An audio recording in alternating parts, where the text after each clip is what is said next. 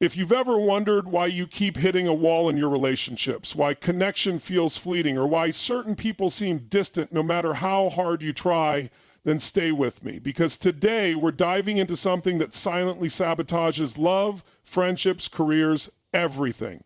It's called avoidant behavior, and it's more common than you think. Let's get something straight right now. Avoidant behavior isn't just being introverted. It's not being low-key or just needing space. That's surface-level thinking. Avoidance, real deep-rooted avoidant behavior, is a pattern, a habit of dodging emotional connection, vulnerability, and discomfort. And it doesn't come out of nowhere. It's a learned response to pain. Somewhere along the way, a person decided, consciously or not, that getting close equals getting hurt. That love meant loss. That honesty meant rejection. So they built armor. And maybe that armor helped once, but now it's choking their potential. Avoidant people often walk around wearing a mask that says, "I've got it all together." But behind that cool, calm exterior is a person terrified of being exposed, misunderstood, or God forbid, dependent on someone else. So they keep their distance. They keep conversations light. They keep relationships convenient. They keep their hearts on lock because they believe deep down that if someone really saw them, they'd leave. So what do? They leave first. Emotionally, sometimes physically. They disappear into work, distractions, hobbies, anything but real connection. But here's the truth they don't want to hear. That shield they think is protecting them, it's actually keeping out everything they say they want. Love, belonging, safety, real relationships. They're chasing connection, but running from the very thing that builds it, vulnerability. And here's where it gets even trickier. Avoidant behavior isn't always obvious. It can look like perfectionism. It can look like ghosting. It can look like being busy. It's subtle. It's sneaky. But it's always pulling people further away from the life they deserve. Now, I'm not saying this from judgment. I'm saying it with urgency. Because this avoidance doesn't just hurt the avoidant person, it hurts everyone around them. Partners feel unloved, friends feel unimportant, colleagues feel unsupported. People end up questioning their worth, wondering why they're not enough to break through that wall. But it's not about them. It's about a fear that's never been faced, a wound that's never been healed. And until that's acknowledged, until that armor gets cracked open, that person will keep cycling through surface level relationships, always feeling a little lonely in a crowded room. Here's the bottom line. Avoidant behavior might have started as a survival tool, but if it's not challenged, it becomes a self-destructive pattern. You can't fully live if you're constantly hiding. And if you've recognized yourself in this, good, that's the first step. Awareness is the doorway, courage is the key. In romantic relationships, avoidant behavior doesn't just cause tension, it quietly erodes the very foundation of intimacy. It doesn't storm in like a dramatic breakup or a loud argument. It seeps in slowly, silently, until one person feels like they're screaming into a void while the other is building a higher wall. It's the kind of emotional dance that wears people down, not because they don't love each other, but because they're on two completely different emotional wavelengths. One is reaching out, the other is pulling away. One wants closeness, the other feels smothered. And what started as love turns into frustration, confusion, and eventually distance.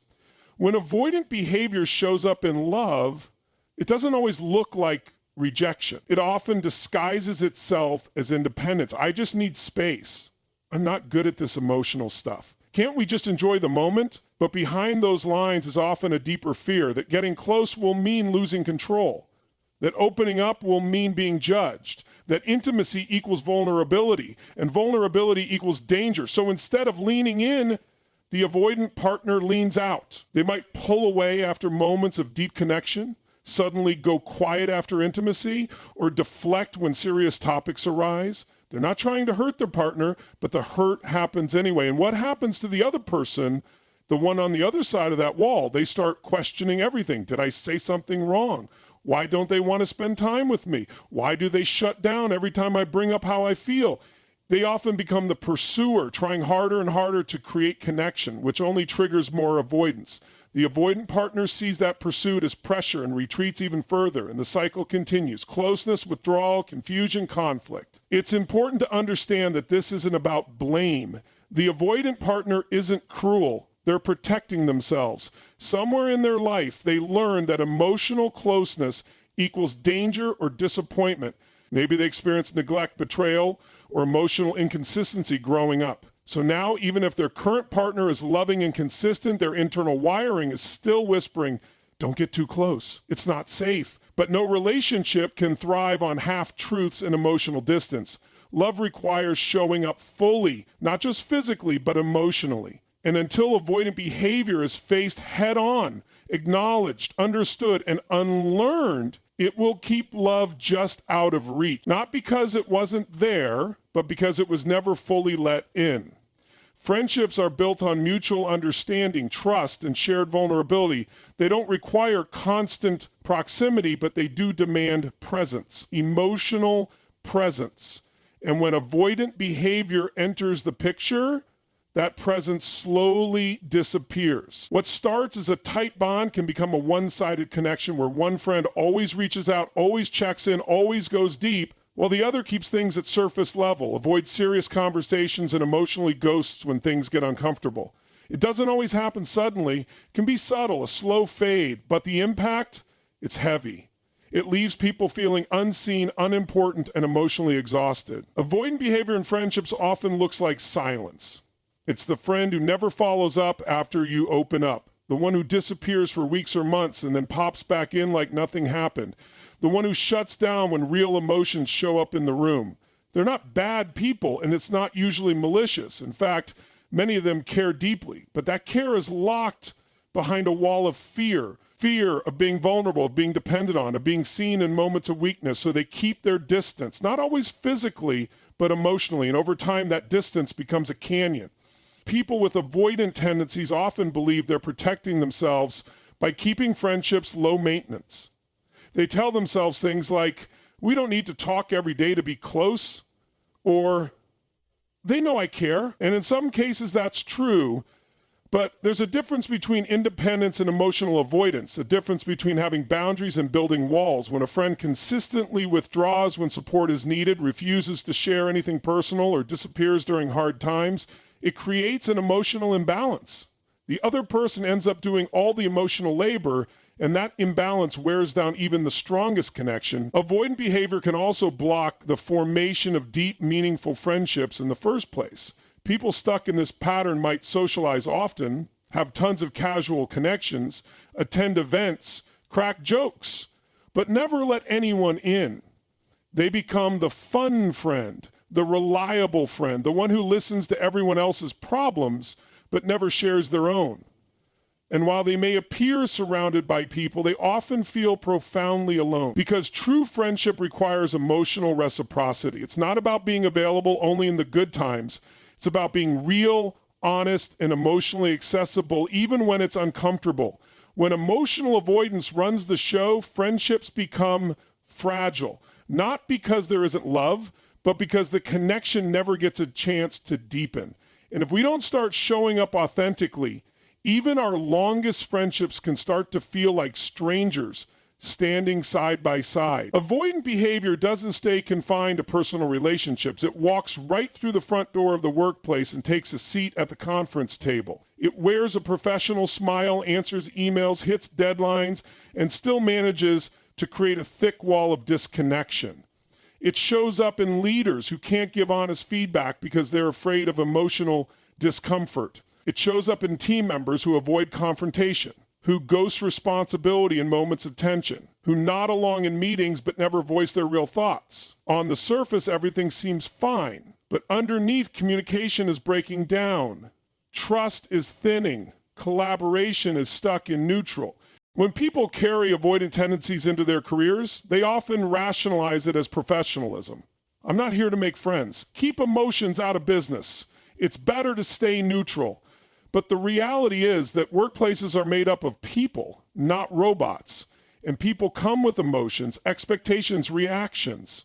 Avoiding emotional depth doesn't make a person more efficient. It makes them harder to connect with. It creates an environment where important issues are left unspoken, where miscommunications are allowed to fester, and where authenticity is quietly discouraged. Avoidant professionals often steer clear of giving or receiving meaningful feedback. If they're in leadership, they might dodge tough conversations with employees, letting poor performance slide because they'd rather avoid discomfort than address the issue. If they're part of a team, they might keep their opinions to themselves during critical discussions, thinking it's not worth the trouble. But over time, that silence leads to resentment. Teams can't grow if people won't speak. Projects stall when no one steps up. Culture weakens when trust isn't nurtured. And it's not just about communication.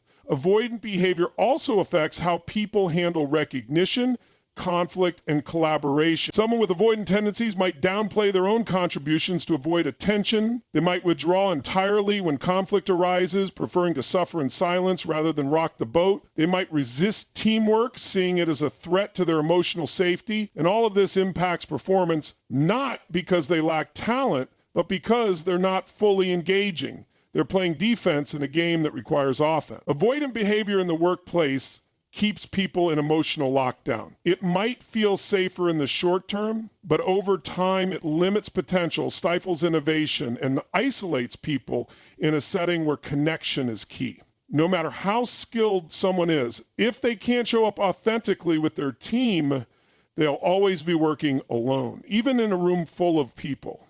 Avoidant behavior always comes at a cost, and the price is connection. Real soul-level, meaningful connection. The kind that makes relationships thrive, teams flourish, and lives feel full.